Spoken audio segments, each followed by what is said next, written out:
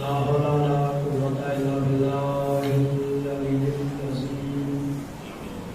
أعوذ بالله السميع العليم من الشيطان اللعين الرجيم. بسم الله الرحمن الرحيم. الحمد لله الذي هدانا لهذا وما كنا لنهتدي لولا أن هدانا الله. لقد جاءت رسل ربنا بالحق. الصلاة والسلام والتحية والإكرام على من كان نبيا وآدم بين الماء والدين. خاتم لما سبق والخاتم لمن غلب. سيد البشر وسراج المسيح والكوكب الدري وصاحب الوقار والسكينة والمدفون بأرض المدينة وشفيع الأمة وإمام الرحمن مولانا ومولى الثقلين جد الحسن والحسين المعلي الحق بالحق وبالقاسم محمد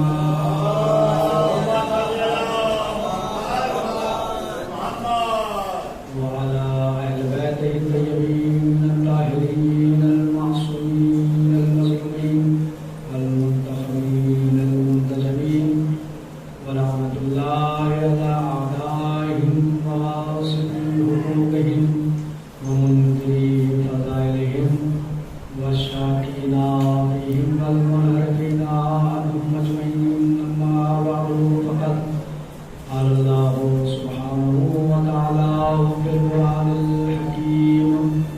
بسم الله الرحمن الرحيم. ونريد أن نمن على الذين استضعفوا في الأرض نجعلهم أئمة ونجعلهم الوارثين. مل کے صلوات پڑھ دیجیے محمد.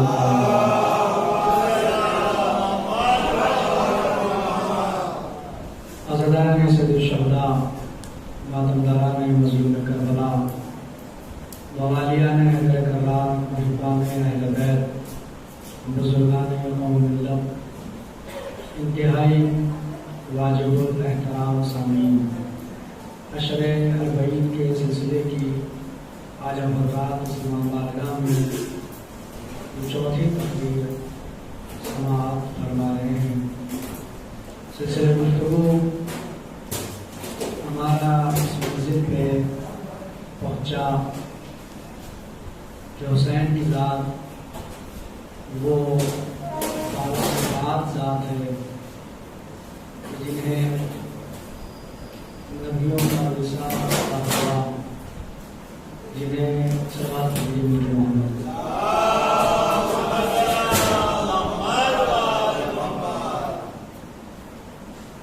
کہ جنہیں وارث انبیاء قرار دیا گیا، اور ایک وارث وہ ہے جو فخر سلف، ایک وہ ہے جو ناخلف ہوتا ہے، ایک لائق ہوتا ہے، ایک نالائق ہوتا ہے، ایک ورثے کو بڑھاتا ہے، ایک ورثے کو گھٹاتا ہے. اور ورثہ بھی دو طرح کا ہے، ایک مادی روحانی. مادی ورثے میں زمین، جائیداد، روپیہ، پیسہ، بنگلہ، گاڑی، یہ تمام چیزیں آتی، لباس. اور روحانی ورثے میں اوصاف ہوتے ہیں. روحانی ورثے میں علم ہوتا ہے.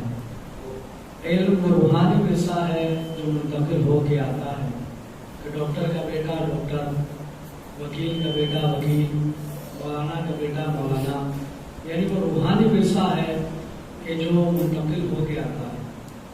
علم روحانی ورثہ ہے. اور جب علم کی بات آتی ہے تو بڑا خوبصورت جملہ ہے، کیونکہ ہر انسان کو اللہ نے عقل سلیم سے نوازا ہے. ہر انسان کے پاس عقل سلیم ہے، عقل ہے. اور ہر وہ عقل سلیم ہے جس کے ذریعے انسان حق تک پہنچ جائے، جس کے ذریعے انسان حق کا ادراک کر لے. جس کے ذریعے انسان حق کو حاصل کر لے، وہ عقل سلیم ہے، اور کوئی بھی عقل اس وقت تک سلیم نہیں ہو سکتی جب تک علم نہ آئے۔ کوئی بھی عقل اس وقت تک سلیم نہیں ہو سکتی کہ جب تک علم نہ آ جائے۔ اب یہ علم اور عقل میں کیا مناسبت ہے، علم اور عقل میں کیا نسبت ہے؟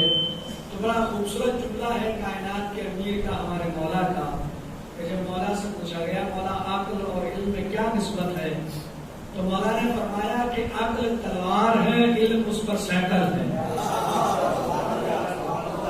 عقل تلوار ہے، علم اس پر سیکل ہے۔ جس طرح تلواریں کند ہو جاتی ہے اگر انہیں سیکل نہ کیا جائے، اسی طرح بدھی بھرشٹ ہو جاتی ہے اگر علم حاصل نہ کیا جائے۔ عقل کند ہو جاتی ہے اگر علم حاصل نہ کیا جائے، بغیر عقل کے بدھی بھرشٹ ہو جاتی ہے، عقل سلیم نہیں رہتی۔ اگر علم ہو تو عقل سلیم ہوتی ہے، ورنہ نکرا کہلاتی ہے، عقل نہیں کہلاتی۔ اب یہ نکرا اور عقل یہ بھی ایک الگ معاملات ہے ان سب کا، اور وہ ممبر سے اتر کے آپ پوچھیں اس طرح باتوں میں آپ کو بتاؤں کہ عقل کس کے پاس ہے، نکرا کس کے پاس ہے، لیکن علم کا ہونا ضروری ہے۔ اور فرمایا معصوم اللہ نے 72 حروف خلق کیے علم کے، 71 ہمارے پاس ہے، ایک اس کے پاس ہے جس کے ذریعے تمیز ہے پیدا ہوتی ہے کہ وہ خالق ہے، ہم اس کی مخلوق ہیں۔ سارے 71 حروف ہمارے پاس ہیں۔ نبیوں کو ان کی ضرورت کے مطابق علم دیا گیا، سارے نبیوں کو ایک سا علم نہیں دیا گیا ہے۔ جو قرآن مجید سے اگر دلیل دوں تو تیسرا پارے کا قرآن میں جو آغاز ہوتا ہے، قرآن نے کہا تلک رسول فضلنا بعضهم علی بعض، ہم نے بعض رسولوں پہ بعض کو فضیلت عطا کی ہے، یعنی سارے رسول ایک جیسے نہیں ہیں۔ 1,24,000 نبی ہیں، ان میں 313 رسول ہیں، ان 313 میں 5 پیغمبر ہیں، بڑے رسول ہیں، تو ان کو ان کی ضرورت کے مطابق علم دیا گیا ہے، جس کو جتنی ضرورت تھی اسے اتنا علم دے دیا گیا۔ لیکن ہمارے پاس کل کا کل علم اللہ نے ہمیں عطا کیا ہے۔ اور ایک بات یاد رکھیے گا، کتاب مکمل علم کا نام نہیں ہے۔ ضروری نہیں کہ کسی کے پاس اگر کتاب ہے تو اس کے پاس مکمل علم ہے، کتاب مکمل علم کا نام نہیں ہے۔ دلیل تو قرآن مجید سے، قرآن سے دلیل تو رکھیے گا، کتاب مکمل علم کا نام نہیں ہے، اس لیے کہ حضرت موسیٰ کے پاس تو کتاب ہے۔ ذرا سا میں اپنی میری بات اگر پہنچ رہی تو ہاں کہتے رہیے گا، حضرت موسیٰ کے پاس کتاب ہے نا، صاحب کتاب ہے، توریت جیسی کتاب موسیٰ کے پاس ہے، لیکن جب علم کی باری آئی تو قرآن نے کیا کہا، وَوَجَدَ عَبْدًا مِّنْ عِبَادِنَا آتَيْنَاهُ رَحْمَةً مِّنْ عِندِنَا وَعَلَّمْنَاهُ مِن لَّدُنَّا عِلْمًا، کہ موسیٰ نے ہمارے بندوں میں سے ایک بندے کو پایا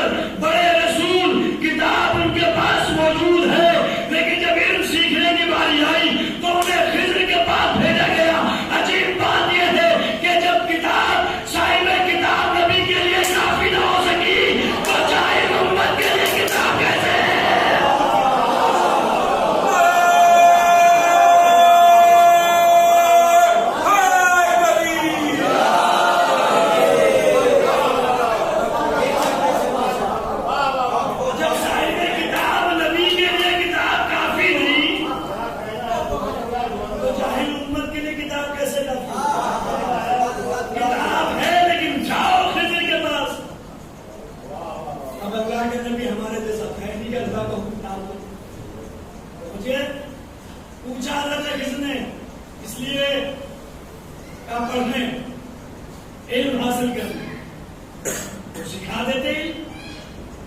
اگر کوئی ہمارے پاس آئے پڑھنے کے لیے بچہ تو پڑھا دیں گے. پڑھو الف سے اللہ بے سے بالٹی بے سے پنکھا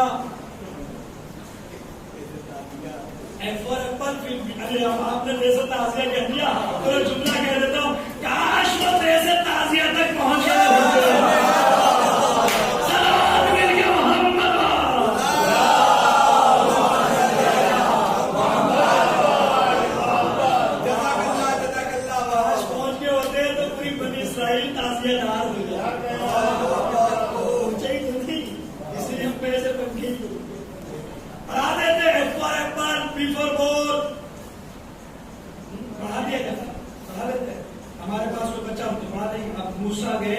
خضر کے پاس اللہ کے حکم سے جاؤ چلے گئے. خضر نے کہا کہ کس لیے کہ پڑھنے آیا تو پڑھا لیتے. نہیں, خدا کی قسم پہ جملہ کہا ابھی قرآن اٹھاؤ صبح مبارکہ کہف اور قرآن میں دیکھو ایک صاحب کتاب نبی گیا علم حاصل کرنے. پلٹ کے خضر نبی نے کہا لن تستطیع معی صبرا, موسیٰ تم میرے ساتھ صبر نہیں کر پاؤ گے. نبی کس لیے گیا؟ علم حاصل کرنے. دوسرے نبی نے پلٹ کے کیا کہا کہ تم میرے ساتھ صبر نہیں کر پاؤ گے. اس کا مطلب یہ ہے اگر علم کو تلاش کرنا ہو تو وہاں تلاش کرنا جہاں صبر پایا جا رہا ہو. علم وہاں ملے گا جہاں پہ صبر ہوگا. اب جس کا جتنا زیادہ صبر ہوگا اس کا اتنا زیادہ علم ہوگا. جس کا جتنا زیادہ صبر ہوگا اتنا زیادہ علم ہوگا. تو آل محمد کا صبر ان کی مجبوری کی دلیل نہیں, ان کے علم کی دلیل ہے.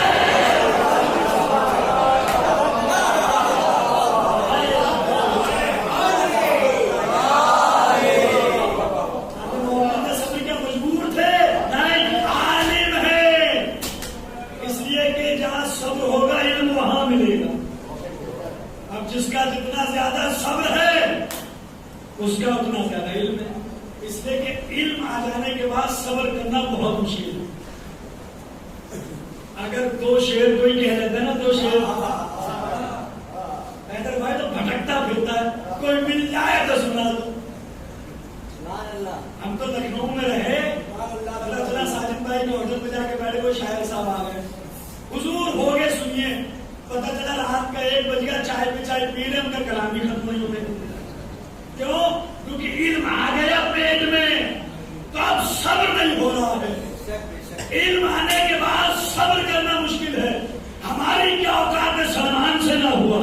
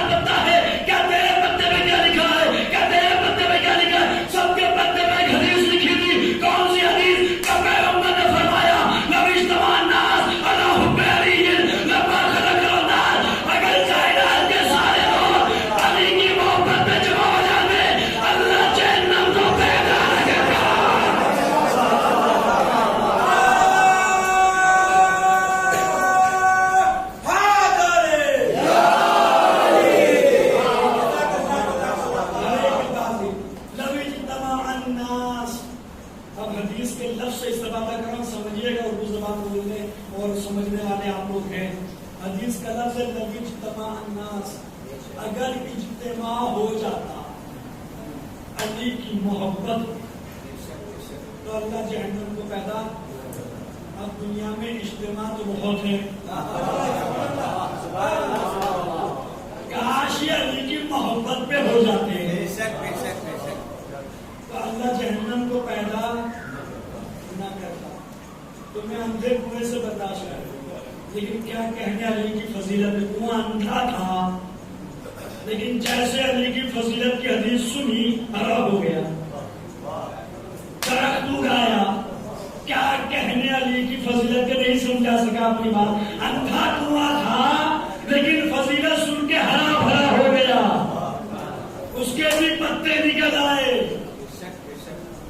اس کے بھی پتے نکل آئے. وہ پتا تو سلمان سے نہ ہوا تو پھر ہماری کیا کام لگے گی. علم آنے کے بعد صبر بڑا مشکل ہے. اگر کسی کو علم مل جائے تو صبر کرنا بہت مشکل ہوتا ہے. سوچتا ہے کہ کسی کے علم آ جاتے ہیں تک پہنچا دوں، منتقل کر دیا جائے کسی تک.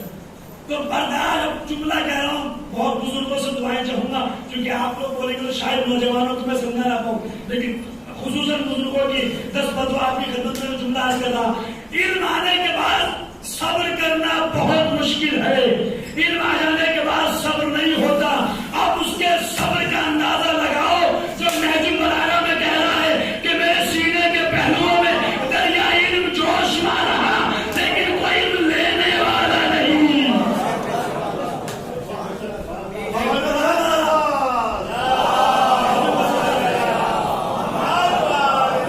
نہج البلاغہ 5واں خطبہ جا کے نہج البلاغہ کے دیکھیں. مولا فرماتے میرے سینے کے پہلوؤں میں دریا علم جوش مار رہا ہے. اگر تھوڑا سا ظاہر کر دوں تو تم ایسے لرزنے اور کانپنے لگو گے جیسے گہرے کنویں میں رسیاں لرزتی اور ٹھٹراتی ہے. اگر تھوڑا سا ظاہر کر دوں اور علم آنے کے بعد صبر نہیں ہوتا. اب کیا کہنے ان لوگوں کے کہ جن کے لیے علی نے کہا کہ انہوں نے مجھ سے علم حاصل کیا. لاکھوں سلام ہو میسم تمار پر، لاکھوں سلام ہو حجر بن عدی پہ، لاکھوں سلام ہو کمیل بن زیاد نخعی پہ، لاکھوں سلام ہو تریمہ بن عدی پہ. یہ وہ لوگ ہیں جن کے لیے علی نے کہا کہ انہوں نے مجھ سے علم حاصل کیا ہے، انہوں نے مجھ سے علم حاصل کیا. اور علم آنے کے بعد صبر کرنا مشکل ہوتا ہے. میسم نے اپنا تھوڑا سا علم ظاہر کیا ابن عباس کے سامنے. ابن عباس کون؟ بعد رسول علماء عامہ نے، مسلمانوں کے علماء نے جب عالموں کی فہرست مرتب کی تو سر فہرست نام لکھا ابن عباس کا. کیوں؟ کہ اس لیے کہ مفسر قرآن، انہیں قرآن کی ایک آیت کی تفسیر معلوم ہو گئی، وہ بھی بتایا تو علی ہی نے. سب سے سر فہرست نام لکھا گیا کس کا؟ کہ ابن عباس سب سے بڑا عالم ہے. ابن عباس کے سامنے میسم نے تھوڑا علم ظاہر کیا تو کانپنے لگے اور کہنے لگے اتنا علم کہاں سے لائے ہو؟ میسم نے پوچھا تمہارے پاس کہاں سے آیا؟ کہا میرے پاس تو علی سے آیا. تو کہا کائنات میں سب سے بڑا عالم اگر کوئی ہے تو علی ہی تو ہے. نہیں یہ میرا جملہ نہیں، ام المسلمین کا جملہ ہے، بی بی عائشہ رضی اللہ عنہا ان کا جملہ ہے جو کتابوں میں موجود ہے کہ ام المسلمین نے فرمایا اعلیکم علی، تم میں سب سے بڑا عالم کوئی ہے تو علی ہے. اب وجہ سنیے گا، راویہ دیکھے کون؟ ام المسلمین کی روایت ہمارے یہاں بھی ہے، علماء عامہ کے خلاف والی کوئی بات ہی نہیں ہے. انہوں نے کہا تم میں سب سے بڑا عالم علی ہے. کہا کیوں؟ کہا اس لیے کہ اگر مسند علم بچھا دی جائے اور علی کو بٹھایا جائے تو علی توریت والوں کو توریت سے جواب دے گا، زبور والوں کو زبور سے جواب دے گا، انجیل والوں کو انجیل سے جواب دے گا، قرآن والوں کو قرآن سے جواب دے گا.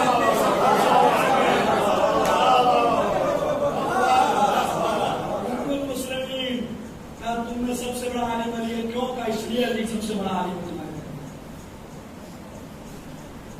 لیکن جس کے پاس اتنا علم ہو وہی تو دعویٰ کرے گا، جو چاہو پوچھ لو، اسی کو زیب دیتا ہے کہ وہ دعویٰ کرے.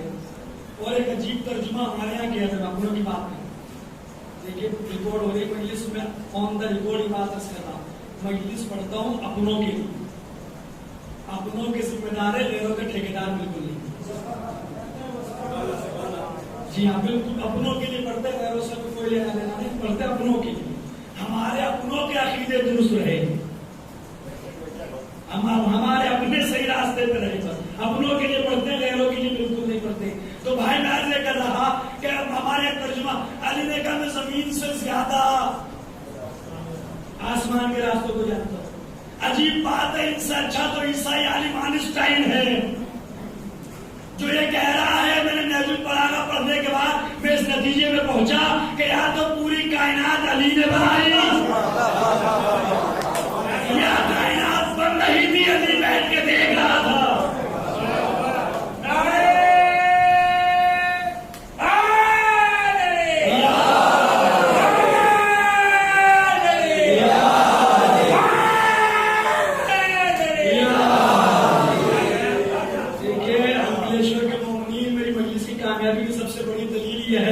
میری تقریر میں مکھی بھائی جو ہے وہ سوتے نہیں ہیں.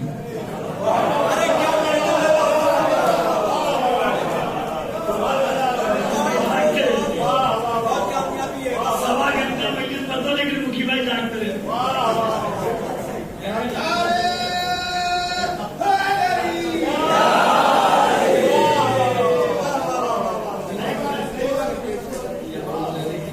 نعرہ بھی ایسا لگاتے کہ جو سو رہا وہ بھی جاگتا ہے.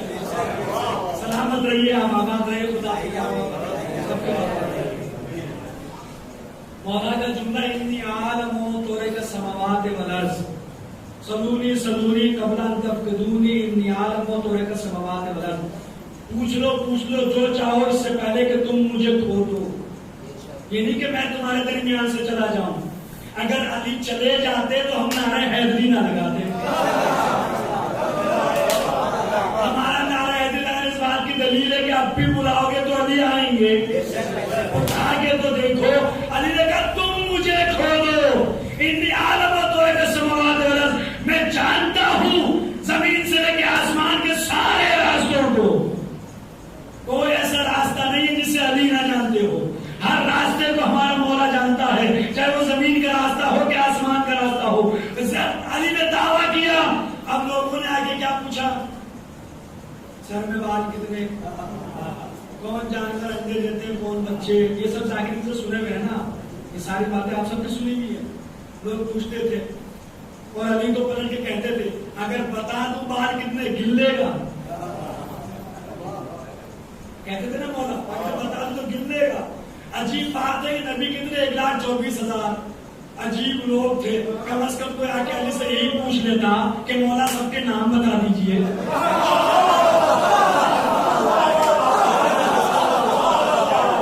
کتنے نبیوں کا نام معلوم ہے مسلمانوں کو؟ 26 نبی کے نام تو قرآن میں ہیں.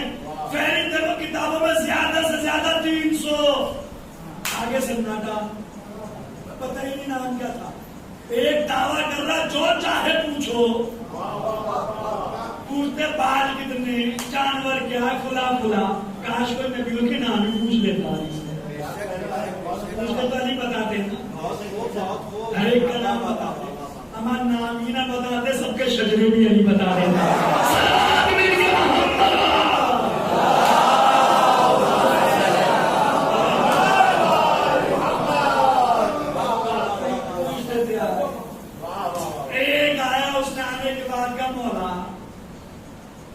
آپ نے دعویٰ کیا کہ جو چاہو پوچھ لو. تو کیا آپ یہ پکشیوں کی بھاشا بھی جانتے ہیں، پرندوں کی زبان؟ اب جو چکنا میرے مولا کے وہ بہت آہستہ سے پہلے بھائی آپ سے بزرگ ایسا بیٹھے ہیں. آپ ابو بھائی کو نظر ہی نہیں آ رہا ہے، پتہ نہیں کہ بار پوچھتا چاول کھائے نہیں ہوئے. سلام پھر کے وہاں چلے گا نہیں، آپ نے متوجہ رہے گا. اب موت نے کہا مولا کیا آپ پکشیوں کی بھاشا جانتے ہیں، پرندوں کی زبان؟ تو مولا نے کہا تو قرآن نہیں پڑھا. یہ علم تو سلیمان کے پاس بھی تھا. منطق الطیر سلیمان کے نمل اٹھا کے پڑھیے گا. منطق الطیر پرندوں کی بھاشا، پرندوں کی زبان میں تو سلیمان کے پاس بھی تھا. ہم تو فخر سلیمان ہیں، ہمارے پاس تو. یعنی بات نہیں کہ نہیں، جب آپ نے دعویٰ کیا تو ساکبہ میں مل جائے گا آپ کو سکھائے. باروایت علی نے کہا کنکری اٹھا، اس نے اٹھایا لیکن اپنے دہن میں رکھی، اسے کہا اپنے منہ میں رکھ لے. باروایت علی نے دست امامت پھیرا تو وہ پرندوں کی زبان سمجھنے لگا. گھر گیا تو اس نے پال رکھی تھی مرغابیاں، بطخیں، ڈکس، بطخیں پال رکھی تھی. گھر جا کے اس نے دروازہ کھولا تو بطخیں نکلی. ساری بطخیں کی جمع مرغابیاں ایک جوڑی اونچائی پہ گئی اور اس نے جا کے کہا ہے میری بہنوں، یہ میری زندگی کا آخری دن ہے، کل میں تمہارے درمیان نہیں رہوں گی. اب یہ تو سمجھتا ہے کہ کیا کہہ رہی ہے. اس نے کہا اچھا کل کس نے دیکھی؟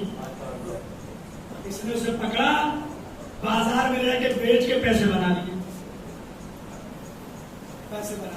اگلے دن پھر دوسری نے کہا، اس نے پکڑا بیچ دیا. تیسری نے کہا بیچ دیا. آخری بچی اس نے کہا کہ جہاں سب چلی گئی وہاں مجھے چلے جانا ہے. اس نے کہا مجھے بھی وہیں پہنچاؤں گا گھبرا. اسے بھی لے جا کے بیچ دیا بازار میں، پیسے بنا لیے. گھر آ کے ٹیک لگا کے آرام سے سویا اور کہتا یا علی تیرے بچے جیے، کیا علم سکھا دیا مجھے. اگر میں ان پرندوں کی زبان نہ جانتا تو ساری میرے گھر مر جاتی، میرا گھاٹا ہو جاتا، میرا تو نقصان ہو جاتا. کیا کہنے علی سے، علی کے مجھے نقصان سے بچا لیا. ابھی یہ کہہ رہا تھا کہ ایک پرندے کا جوڑا آیا، ایک پرندے کا جوڑا نر اور مادہ آ کے بیٹھے اور آپس میں بات کرنے لگے. یہ سنا تھا تو نر نے مادہ سے کہا کہ دیکھو بیچارہ کتنے اطمینان سے لیٹا ہوا ہے، اسے یہ خبر ہی نہیں ہے کہ کل یہ بھی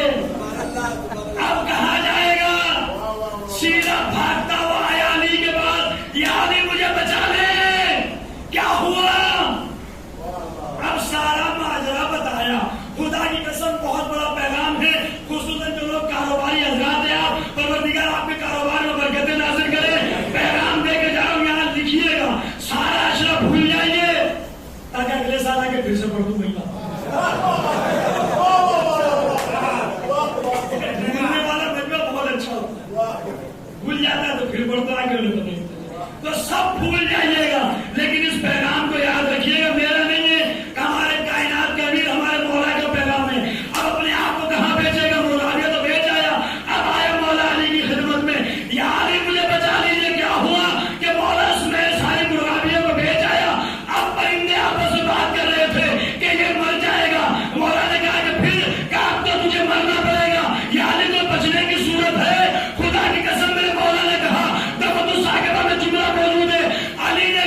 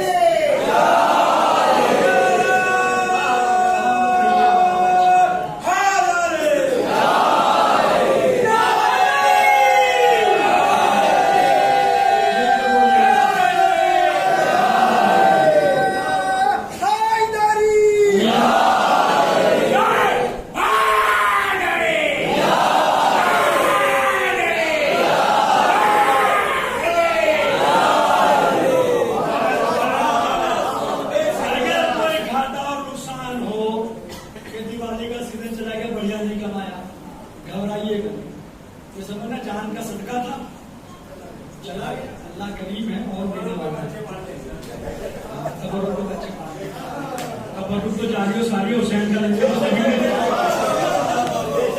तो कभी रुकने वाला नहीं है। तो खैर है और खैर तो हुसैन मानते हैं।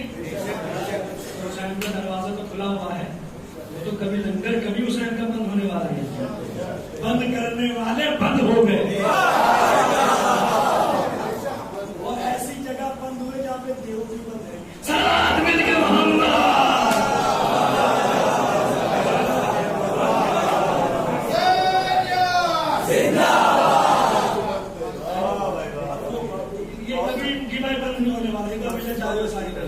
तो नुकसान से लगे बनाना कभी कि नुकसान हो गया, समय जान का सदका था निकल गया। जान है तो जहान है जिसम बाकी सह सलामत और कमाएंगे। मौला ने कहा तेरी जान का सदका था, बेच के खा गया, अब तो मरना पड़ेगा तुझे। तो ऐसे ऐसे लोग आके मौला से ऐसे सवाल करते यार मुझे ये बता दो। लिखा मैंने तो तुझे पहले ही कहा था कि तेरे मतलब की बात तूने कहा कि नहीं अपने दावे की दलील पेश करे। तो इल्म आने के बाद सब्र करना बहुत मुश्किल है और मीसम ने लिया है अली से इल्म। अब समझ में आया कि अली मीसम की खजूर की दुकान पे आके क्यों बैठते हैं। जवान जवान कली कली अली अली अली जवान जवान कली कली अली अली अली अली देखिए मासूम का कोई भी फेल अबस नहीं होता, मासूम का कोई भी काम बेकार नहीं होता। आगे बैठे ना मीसम की खजूर की दुकान पे, ऐसे ही बैठे आके बैठते थे मीसम की खजूरों की दुकान पे। बार रिवायत तरबूज बेचते थे, बार रिवायत खजूर बेचते थे। दोनों रिवायतें थे मीसम के आयात के कूफे में। इसलिए तम्मार कहा इसलिए जाता है कि तम्र के माना है खजूर, तम्मार कहते हैं खजूर फरोश को।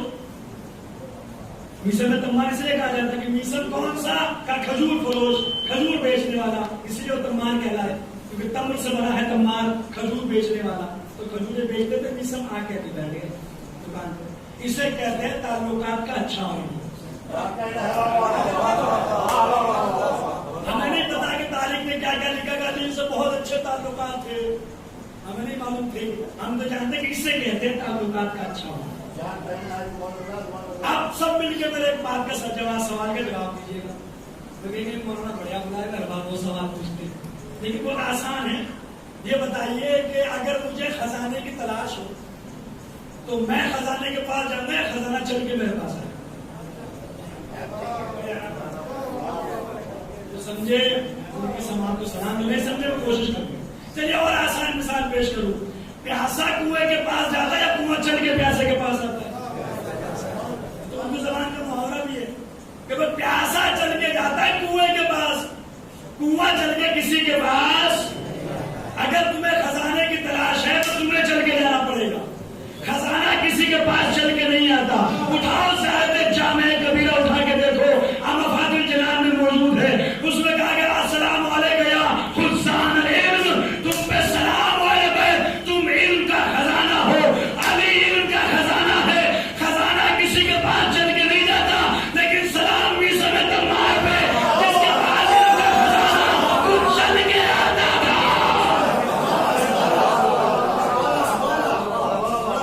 खजाना खुद चल के आ रहा। तो क्या सिर्फ अली ही आते थे बस? हमारे जमाने के इमाम किसी के पास नहीं आते, सिर्फ मौला ही आते थे चल के अपने चाहने वालों के पास। हमारे जमाने के इमाम नहीं आते। अगर नहीं आते तो पूरी किताब मौजूद है मुलाकात बा इमाम ज़मान, वाक़यात भरे पड़े जिसमें लिखा कि इमाम ने आके मुलाकात की। अब पैगाम दे के जा रहा हूँ तो हालत हाज़िरा जो अपनी कौम के जो हालात को मद्देनजर रखते हुए तशरीह पेश नहीं करूंगा, आप सब समझ जाएंगे। और बहुत अच्छा पैगाम हैदर भाई देके जा रहा हूँ आप सबकी। रईस भाई आप सब बैठे बुजुर्गों की क़यादत के अंदर, याद रखिएगा मेरा पैगाम। क्या सिर्फ अली ही आते थे? हमारे जमाने के इमाम नहीं आते। तो याद रखना, जब जमाने का इमाम ना मिल रहा हो तो ऐसे लोगों को तलाश करो जिनके पास जमाने का इमाम आता हो। बहुत आसान कर दूं, और आसान कर दूं, और आसान कर दूं, किसी के चक्करों में ना पड़िएगा, फिर आसान कर देता हूं। अगर जमाने का इमाम ना मिल रहा हो तो ऐसे लोगों की तरफ रुजू करना जिनकी इमाम आके इस्लाह करते हो, जिन्हें इमाम आकर बताते हो। इसी रुजू करने को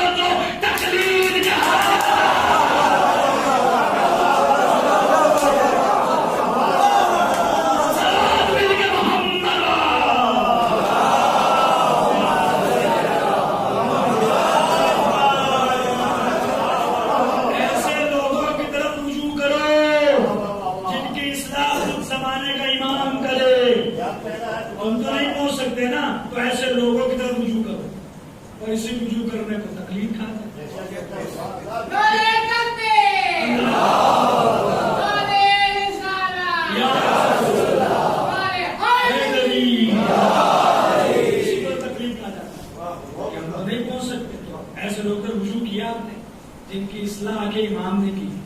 واقعات بھرے پڑے. شیخ مفید کی توقیع آپ سب جانتے ہیں. شیخ مفید توقیع خطوط جو امام نے ان کو لکھے کتابوں کے اندر موجود ہے. تو تلاش کرو ان علماء کو جن کے امام نے آ کے اصلاح کی ہے, ان کی طرف رجوع کریے. نہیں تو آپ خود پہنچیے, پہنچنا چاہتے ہیں, نہیں پہنچیں گے تو پھر رجوع کرنا پڑے گا. ایسے علماء کی طرف آپ کو جانا پڑے گا جن کی اصلاح کے امام. اور تقلید کا سب سے بڑا فائدہ تو یہ ہے کہ بھئی ایک انسان آپ کی نمازوں کی ذمہ داری لے رہا ہے.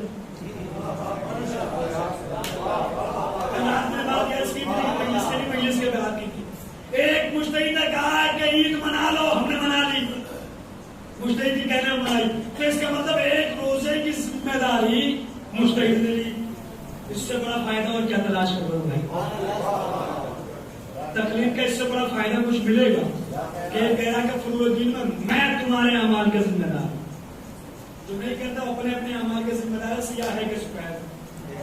تو ایسے لوگوں نے رجوع کرو پیغام تھا جو حالت حاضرہ کے ٹائم میں دے کے ذرا یاد رکھنا. رجوع کرو ایسے لوگوں کی طرف جن کی اصلاح امام کرتے ہو. آگے بیٹھتے تھے علی میسن کے پاس.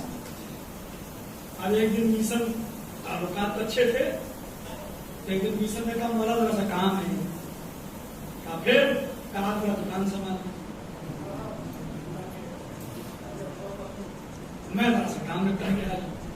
مولا نے کہا ٹھیک ہے سر.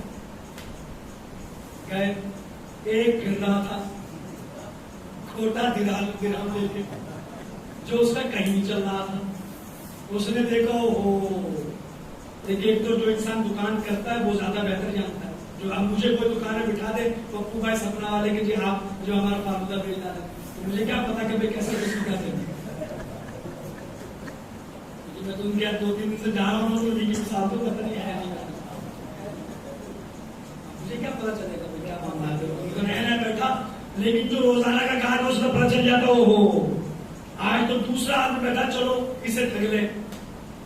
اس نے سوچا آج تو میسن نہیں علی بیٹھے ہیں. کھوٹا درہم تھا اس کے پاس, ایک لے کے آیا. یعنی کیا بھاؤ دی کھجوریں؟ کہ تو کیا بھاؤ لے کے جاتا ہے؟ کہ میں تو 1 درہم کی 8 لے کے جاتا ہوں. علی نے کہا درہم رکھ, 8 کھجوریں لے ہو جا. اس نے پہلے 8 کھجوریں بٹوری, دھیرے سے درہم کھسکایا اور چلا. پیچھے مڑ مڑ کے دیکھ رہا تھا, اس لیے کہ چور ہمیشہ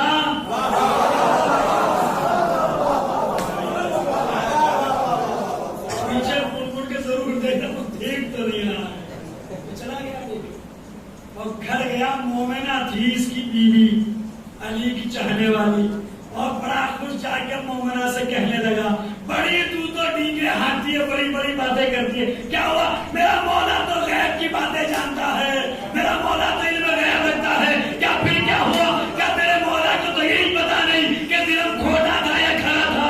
کہ کیا ہوا؟ کہ ایک کھوٹا درہم تھا میرے پاس, کہیں نہیں چل رہا تھا. آج علی کو چلا کے آ گیا, آج علی کو چلا کے آ گیا. انگریشور کے مومنی میں کیا کروں؟ مومنہ نے جواب دیا میں تو پڑھوں گا. آپ کی اپنی مرضی کا کیا ہوا؟ کہ ایک کھوٹا درہم تھا, کہیں نہیں چل رہا تھا. علی کو چلا کے آ گیا. کیا لے کے آیا؟ کیا کھجورے لے کے آیا. پلٹ کے مومنہ نے کہا کھجورے لے تو آیا, ذرا کھا کے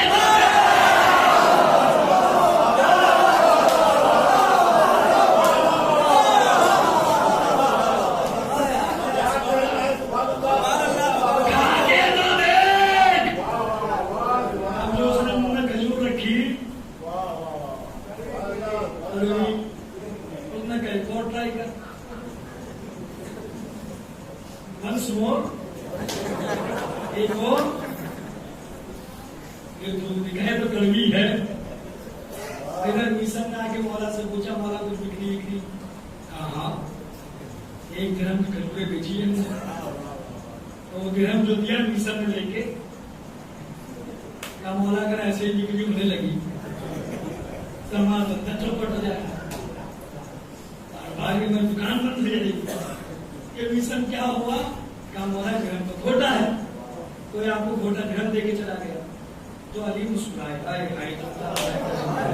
علی مسکرائے. اور میسن نے کہا مولا میرا نقصان ہو گیا, مسکرا رہے ہیں. مولا نے کہا سامنے دیکھ تیرا مجرم بغیر ہتھکڑیوں کے خود چل گیا.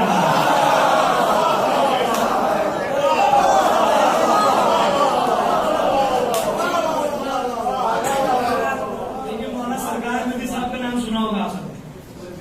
مولانا سرکار خدا ان کی جنت کروٹ جنت نصیب کرے. وہ کہا کرتے تھے کہ واقعہ پرانا ہے انداز نیا ہے. تو واقعہ آپ نے سنا ہوگا لیکن انداز نیا بیان کرنے کا. کل سامنے دیکھ تیرا مجرم بغیر ہتھکڑیوں کے خود چل کے آ رہا ہے. یعنی کیسی کھجوریں دی آپ نے مجھے. علی نے کہا کہ جیسی قیمت تھی ویسا سودا مل گیا. گھوڑے درہم کی تو ایسی ہی ملے گی. اس نے کہا میرا درہم واپس دیجیے. علی نے کہا کھجوریں لا. اس نے کہا 6 بچی کر رہا. کھجوریں رکھی درہم لے کے چلا گیا. میسم نے پھیر رہی کہ مولا میرا تو معاملہ جھوٹا پورا.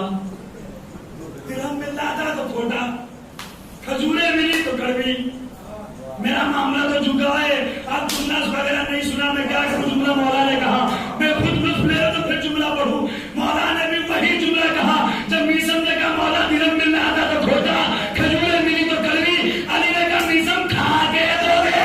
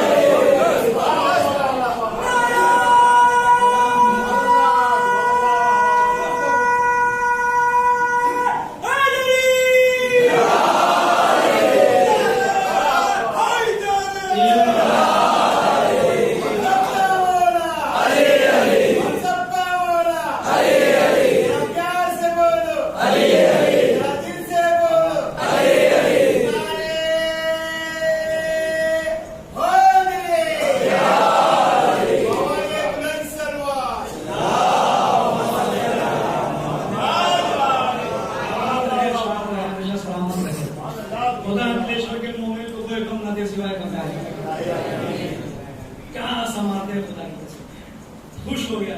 کہا کہ علی نے کہا یہ سب شے کا کمال نہیں ہے, یہ تو علی کا کمال ہے کہ جو بغض میں کھائے کڑوا لگے, محبت میں کھائے وہی شے میٹھی ہو جائے.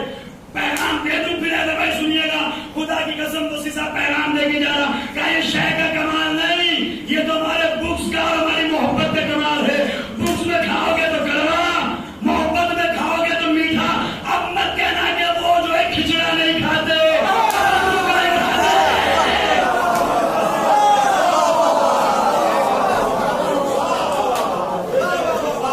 کھچڑے میں آپ مرچیں ڈال لیں کم, لیکن جو بغض میں کھائے گا اسے تو تیکھا لگے گا.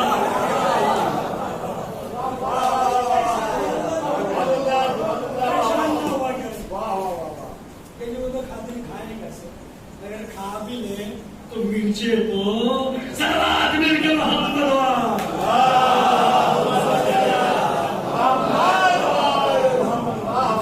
شے کا کمال نہیں, یہ تو ہمارا کمال ہے کہ وہی شے ایک کھا رہا تھا کبھی ایک نے کھایا میٹھا. علی کی محبت ہے, یہ مٹھاس ولایت علی کی مٹھاس ہے, یہ مٹھاس محبت علی کی مٹھاس ہے. تو اسے کہتے ہیں تعلقات کا اچھا ہونا, کہ جس کے بھروسے میسم دکان چھوڑ کے چلے جائے کہ مولا آپ سنبھالے میں چلا جائے. آ کے بیٹھ گئے, چلے گئے. میسم نے کہا تم صبر نہیں کر پاؤ گے موسیٰ؟ کہا کہ نہیں کروں گا استاد جی صبر. ٹھیک ہے کلاس شروع ہو گئی، لیکن پھر وہ آ گیا سورہ مبارکہ کہف میں تفصیل سے آپ نے سنا ہوگا وہاں سے کہ وہ کشتی اور دیوار اور ایک بچہ اور سارے سورہ مبارکہ کہف میں تفصیل کے ساتھ واقع اور بار بار یہ کہتے تھے کہ دیکھا صبر نہیں، میں نے کہا صبر نہیں کر پاؤ گے، نہیں ہوا صبر، اور موسیٰ کہتے کہ ایک موقع ہو سرکار ایک موقع اور چلو، پھر دوسرا واقعہ پھر وہی، پھر ٹوک دیا، کہا میں نے کہا صبر نہیں کر پاؤ گے، لن تستطیع معی صبرا، ہر جگہ پہ قرآن میں جملہ رکھا ہوا خضر بار بار کہتے تھے لن تستطیع معی صبرا، موسیٰ تم میرے ساتھ صبر نہیں کر پاؤ گے، موسیٰ کہتے تھے ایک چانس ہوا، تیسری بار جب ہو گیا تو کہا ھذا فراق بینی و بینک، اب تمہارا راستہ الگ میرا راستہ الگ، موسیٰ نے کہا دریا پار کر لے اس کے بعد اپنے راستے کا، ٹھیک ہے۔ اب دریا کے کنارے پہنچے تو دیکھا کہ ایک چھوٹا سا پرندہ ہے، چھوٹا سا پکشی پرندہ، وہ دریا میں اتر رہا ہے، اپنی منقار میں چند پانی کے قطرے لیتا ہے اور ہوا میں جا کے چھوڑ دیتا ہے۔ اب موسیٰ نے کہا استاد جی بس ایک مسئلہ اور حل کریے، بس یہ بتا دو کہ پرندہ کیا کرتا ہے، اور خضر کہنے لگے کہ یہ تو I don't know، یہ تو میں بھی نہیں جانتا کہ کیا معاملہ ہے۔ وہاں پہ گوالا تھا جو بکریاں چلا رہا تھا، اس نے کہا تم دونوں نہیں جانتے لیکن میں جانتا ہوں۔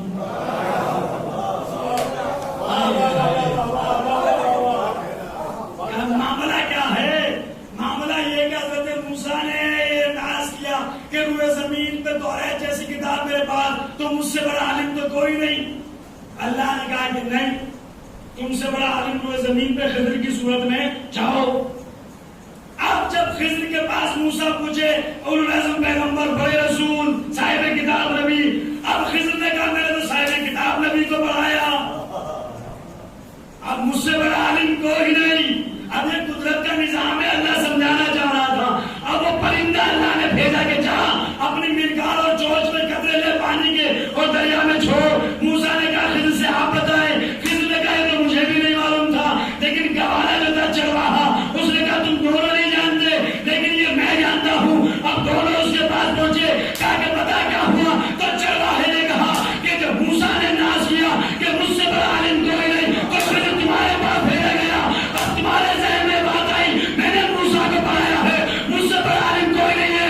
تو اللہ نے اس پرندہ کو بتایا یہ پرندہ دریا میں اترتا ہے، پانی کا قطرہ منہ میں لے کر سمندر میں چھوڑ کے بتاتا ہے تم دونوں کا علم علی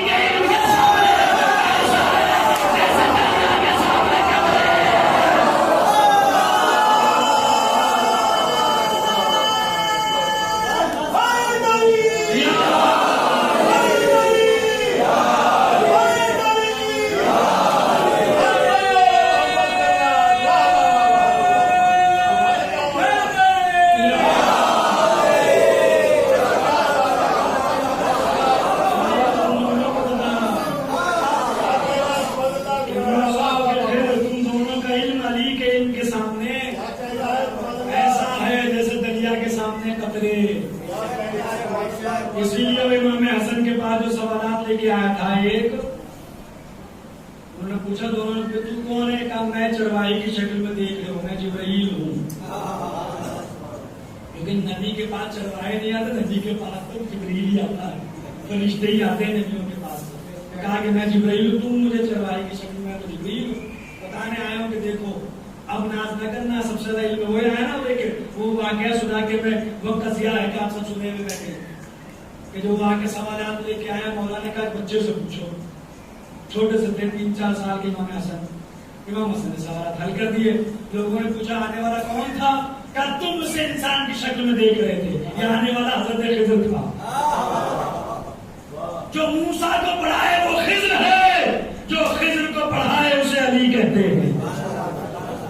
خضر کو کہا دیکھو تم دونوں کا علم ہے، ایک عجیب علم ہے جس کا قرآن نے ذکر کیا، اگر وقت ہے تو اجازت ہے صلوات پڑھیے بلکہ محمد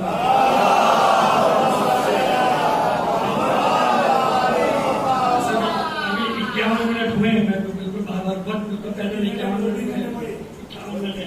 عجیب علم ہے جو قرآن نے ذکر کیا، اور علم ہے ایک بی بی کا علم، بی بی کا علم۔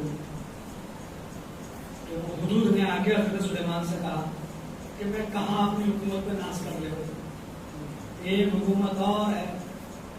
اچھا کون حکومت کرتا ہے؟ کہ ایک مستور ہے، ایک عورت ہے، ایک لیڈی ہے جو حکومت کرتی ہے۔ اچھا کہ اس کا تخت کیا کہیں؟ اب پیغمبر کی ایک حدیث جو سناؤں گا تو بات کمپلیٹ جب ہوگی۔ پیغمبر نے فرمایا کہ اگر حسن مجسم ہو تو سارا، اگر حسن تجسیم پائے پیکرے جسم میں آئے تو سارا بدل، عفت مجسم ہو تو مریم ہے، عدل مجسم ہو تو بلقیس ہے، اور عصمت مجسم ہو تو فاطمہ ہے۔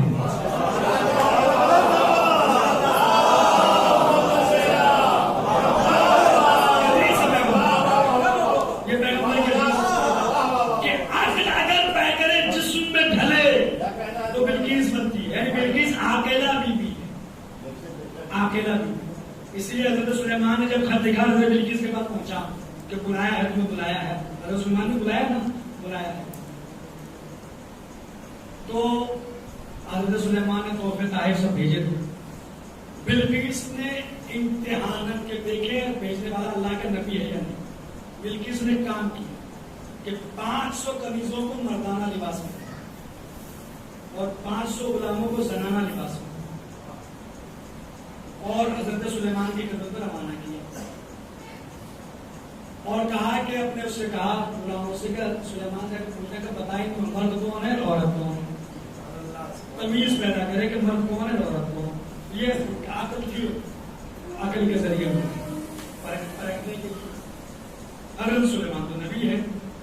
حضرت سلیمان کے پاس پہنچا، سے پوچھا گیا، سلیمان نے کہا ان سب کے سامنے آفتاب اور سدر چلا کے رکھو، لوٹا اور واش بیسن سامنے لا کے رکھو، اور ان سے کہو کہ اپنا اپنا منہ دھلے۔ اب انہوں نے اپنا منہ دھونا شروع کیا، انہوں نے منہ دھلا۔ حضرت سلیمان نے بتایا یہ عورت ہے، یہ مرد ہے، یہ عورت ہے۔ کیسے؟ کہ جس نے دونوں ہاتھ سے منہ دھویا وہ عورت تھی، جس نے ایک ہاتھ سے منہ دھویا وہ مرد ہے۔ اس نے قدرت نے لکھا مزاج میں کو ہمیشہ دونوں ہاتھ سے منہ دھوتی ہے، مرد ایک ہاتھ سے منہ دھوا کرتا ہے۔ یہ اللہ نے نظام رکھا ہے، قدرت کا نظام ہے اس کا۔ کہا فرمایا کہ یہ مرد ہے، یہ عورت ہے، یہ مرد ہے، یہ عورت ہے، یہ مرد ہے، یہ عورت ہے۔ اس کے بعد جو بلایا بلقیس چلی ہے۔ اب حضرت سلیمان نے کہا کون ہے جو بلقیس کا تخت لے کے آئے؟ عاصم بن جنوں نے کہا ہم ایک ہفتے میں لے آئے، انہوں نے کہا ایک دن میں لے آئے، 24 گھنٹے میں لے آئے۔ سلیمان کہتے نہیں مجھے جلدی ہے، مجھے جلدی ہے۔ بلقیس سے آنے سے پہلے کون آئے؟ عاصم بن برکیہ نے کہا میں پلک جھپکتے میں سرکار آپ کی پلک جھپکے گی اور ملک سبا سے تخت لے آؤں گا۔ عاصم تخت لے آئے، تخت آ گیا۔ اب بلقیس آئی، بلقیس آئی، تخت رکھا ہوا۔ اب حضرت سلیمان نے سوال کیا، سورہ مبارکہ نمل قرآن اٹھا کے دیکھو۔ حضرت سلیمان نے کہا بلقیس کے تخت کی طرف اشارہ کر کے کہا کیا تیرا تخت ایسا ہی ہے؟ بلقیس نے جب جواب دیا بڑا کیا خدا کی قسم قرآن کی آیت ہے، بلقیس نے کہا کہاں نہ ہوا یہ میرا ہی ہے۔ وَأُوتِينَا الْعِلْمَ مِنْ قَبْلِهَا، اور ہمیں تو علم پہلے ہی عطا ہو گیا۔ یہ تخت میرا ہے، ہمیں تو علم پہلے عطا کر دیا گیا۔ بلقیس نبی تو نہیں ہے، ولیہ تو نہیں ہے کہ ان کے پاس نہ کوئی فرشتہ آیا، نہ ان پہ الہام ہوئی، نہ ان پہ وحی ہوئی، تو بلقیس نے علم کہا کسے؟ میرے استاد محترم مولانا سید محمد شاکر صاحب قبلہ اللہ مقام و خدا انہیں غریق رحمت کرے، ان کا جملہ میں آپ کو سنا رہا۔ بزرگ ان کے نام سے واقف ہے جن کو بابا فلسفہ کہا جاتا تھا، اب جو کتابیں وہ پڑھاتے تھے آج ان کو پڑھانے والا ہی نہیں ہے۔ اتنے بڑے عالم کا حوالہ میرا میرے استاد ہے، مجھے ناز ہے کہ میں ان کے سامنے زانو ادب طے کیا۔ میں نے جب ان سے سوال کیا تھا کہا کہ سرکار یہ بتائیے حضرت بلقیس کے بعد نہ وحی آئی، نہ الہام ہوا، نہ فرشتہ آیا، بلقیس نے علم کسے کہا؟ کہ میں قرآن پڑھو، اس کا جواب قرآن میں موجود ہے کہ کیا حضرت سلیمان نے خط لکھا تو خط میں سلیمان نے لکھا انہ من سلیمان و انہ بسم اللہ الرحمن الرحیم۔ بلقیس نے جب خط دیکھا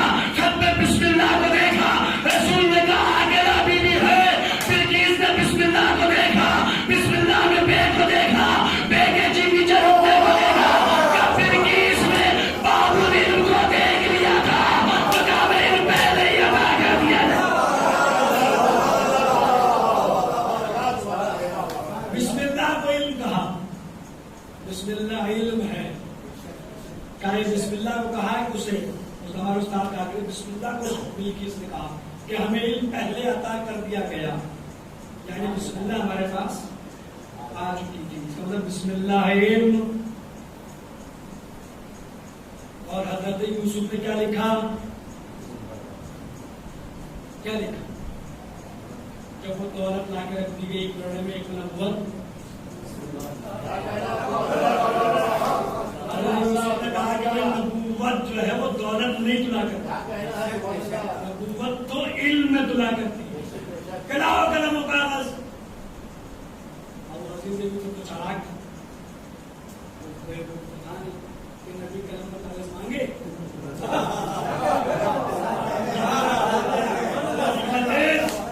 اس نے فوراً قلم و کاغذ لا کے دے دیا۔ نبی نے لکھی بسم اللہ الرحمن الرحیم، آخری جملہ تقریر ختم ہونے جا رہی ہے، بسم اللہ توجہ رکھیے گا اور دعا سے ضرور نوازیے گا۔ بسم اللہ لکھا ہو کیسے رکھو، بسم اللہ رکھی تو اپنا بسم اللہ کا پلڑا بھاری ہوا، نبوت اس کے سامنے جھکی، ایک بسم اللہ کا پلڑا بھاری ہو گیا، کہ نبوت علم میں تلا کرتی ہے، بسم اللہ علم ہے۔ اس کا مطلب یہ ہے کہ نبی جب بھی قلم و کاغذ مانگتا ہے تو بدلے میں علم دیتا ہے۔ جملہ ظاہرہ کیجیے گا، جملہ ظاہرہ کیجیے گا، اس کا مطلب نبی جب بھی قلم و کاغذ مانگے گا تو بدلے میں علم دے گا۔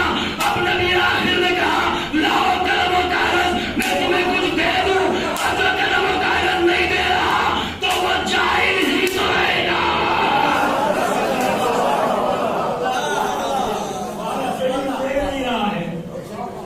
جس کے پاس علم نہیں وہ جاہل ہی تو ہے۔ کہا دیکھو بسم اللہ کو کہا کہ علم ہے، بلکہ ہمیں تو علم پہلے دے دیا گیا، ہمارا علم پہلے سے آ گیا، اور علم آنے کے بعد صبر نہیں ہو، صبر کرنا بڑا مشکل ہے۔ اب جس کا جتنا زیادہ صبر ہے اس کا اتنا زیادہ علم ہے۔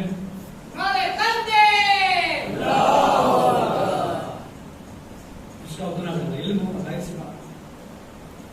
اب سب سے بڑا صبر اگر کسی کا ہے تو امام حسین۔ صبر کا مطلب یہ کہ مجبور ہے، عالم ہے، علم لدنی ہے تو صبر ہے، اور ایسا صبر کہ حیرت زدہ ہے نبوت اور رسالت، ایسا صبر تو ہم نہ کر سکے جیسا صبر حسین ابن علی، اور صبر بھی ایسا کہ صبر ایوبی، صبر یعقوبی، حیران ابراہیم ہے، بات کو پڑتی ہے، یعقوب میں اتنا روتے ہیں کہ آگے سکھایا ہے، ایک بیٹا جو کا بہت اتنا یہاں پہ بلا یہ اکبر جیسا بیٹا 6 مہینے کے بیٹے ان کو چہرے بنایا، صبر حسین۔ اور سب سے بڑا صبر مذکرات مطہرات، وہ بیویاں جنہیں کبھی سورج نے نہیں دیکھا۔ اس کا مطلب یہ نہیں کہ سورج نہیں نکلتا تھا، سورج نکلتا تھا لیکن علی کی بیٹیاں نہیں نکلتی۔ وہ روایت تو آپ نے رمضان میں سنی ہوگی، رمضان میں سنتے کہ یہودی رہتا تھا کوفے میں مولا کے پڑوس میں، کہا میں 2 سال سے جب علی کی مولا کی ضرورت لگی تو وہ کہتا میں 2 سال سے رہ رہا ہوں، لیکن مجھے یہ معلوم نہیں تھا کہ علی کے گھر میں عورتیں بھی رہتی، کیونکہ نہ میں نے کبھی کسی مذکور کو دیکھا نہ آواز سنی۔ جب علی کی ضرورت لگی اور علی کی بیٹیاں ہوئی تو وہ کہتا مجھے پتا لگا کہ علی کی بیٹیاں بھی ہیں اور کوفے میں جس کوفے میں زینب شہزادی بن کے رہی، اسی کوفے میں بے مقنون چادر اجر و عمر سر پہ لدا نہیں، بے مقنون چادر لائی جا رہی۔ شام جب پہنچ گیا تھا، شام جب پہنچا تو روایت یہی کہتی ہے کہ زمین پہ بیٹھ گئے علی کی بیٹی، زمین پہ بیٹھ گئے اور کہا کہ سجاد اور زینب میں داغ نہیں ہے، شیشہ بندی کی گئی ہے، شیشہ بندی شام میں، کیوں؟ تاکہ علی کی بیٹی اپنے آپ کو بے ندا دیکھے، شیشہ بندی کی گئی، بیٹھ گئے علی کی بیٹی، کہا کتاب نہیں ہے، کہا اماں ذرا بابا کے سر کی جانب تو دیکھیے، اب جو سر حسین دیکھا بابا حضرت زینب نانا کے دین کو بچانا،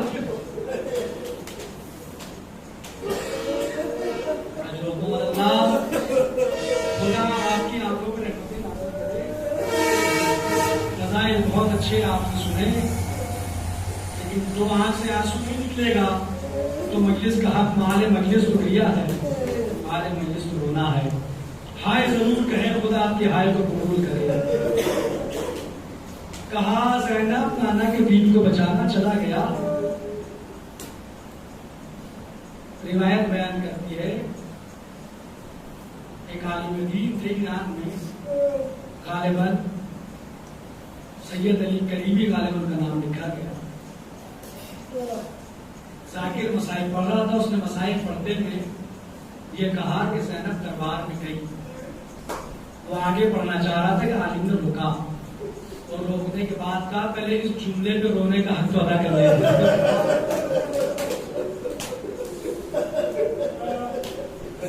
ان سے پوچھا گیا کہ کیا مطلب، کہا کہ اس جملے پہ رونے تو دے، کیوں کہ اس لیے کہ ماں دربار میں گئی تھی تو رضا بھی موجود تھی اور بابا کا دربار تھا، رضا سر پہ تھی، لیکن بیٹی گئی تو شرابیوں کے مجمع میں گئی ہے،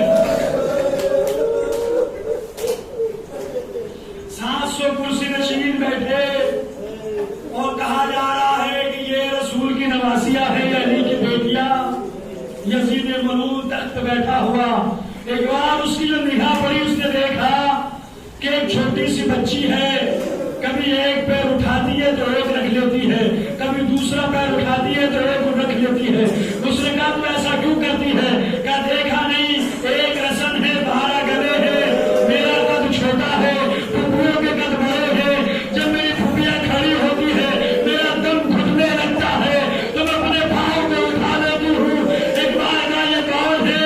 کہا یہ حسین کی بیٹی ہے، حسین سے بڑی محبت کرتا تھا، اب یہ امید کہنے لگا صاحبان اولاد ہے، خدا آپ کی بیٹیوں کو سلامت رکھے، میری ماں بہنیں سن رہی آپ کی بیٹی آباد رہے، آپ کی بیٹی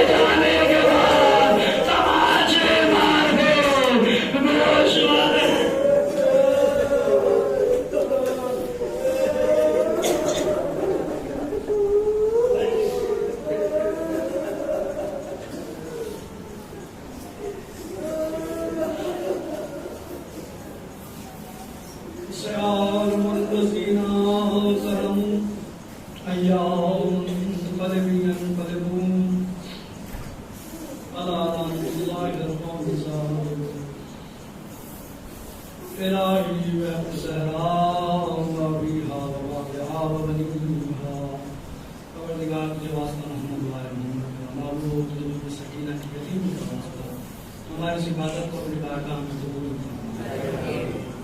جہاں جہاں بھی شیعہ نے در کربلا، عزادار حسین مجلس و ماتم اور عزاداری میں مصروف ہیں، خصوصاً کشمیر کی مومنات کی جان مال عزت آبرو کی حفاظت فرما، مقامات مقدسہ کی حفاظت فرما، جملہ امید و جملہ امہات کو حج و زیارات سے مشرف فرما۔ معبود کے واسطہ محمد و آل محمد کا یہ خصوصی دعا ہے ایام معبود، جو بھی زائرین اربعین حسین کی غرض سے کربلا اور نجف میں موجود ہیں، جو ارادہ رکھتے ہیں، ان سب کی جان مال عزت آبرو کی حفاظت فرما۔ واسطہ محمد و آل محمد کا پالنے والے سب کے روزگار میں برکتیں نازل فرما، جو پریشان عالم جو پریشان دور فرما، جو مقبوض ان کا قرض خزانہ غیب سے ادا فرما، بحق بیمار کربلا بحق بیمار مدینہ جو علیل ہیں انہیں صحت کاملہ و عاجلہ عطا فرما۔ معبود جو واسطہ محمد و آل محمد کا جملہ مومنات کو آفت زمینی آفت آسمانی بلائے ناگہانی سے محفوظ فرما۔ معبود جو واسطہ محمد و آل محمد کا معبود حاضرین مجلس مومن مومنات منظورین و منظورات کے سامنے جو ہاتھ پھیلائے ہیں ان سب کے دلی حاجات کو پورا فرما۔ معبود کے واسطہ محمد و آل محمد کا ہم سب کو زیادہ سے زیادہ نیک اعمال کرنے کی توفیق عطا فرما، ہمارے نیک اعمال کو اپنی بارگاہ میں قبول و منظور فرما، ہمارے ماتم ہماری مجلس ہمارے ذکر ہماری نظر و نیاز کو اپنی بارگاہ میں قبول و منظور فرما، ہماری تمام دعاؤں کو مستجاب فرما۔ سب سے عظیم دعا سب سے بڑی دعا یہی ہے، زمانہ کا شوق ہے ہمارے آخری امام کے ظہور میں تعجیل فرما، ہمیں ان کے مقدس آوان انصار میں شمار فرما۔ ربنا تقبل منا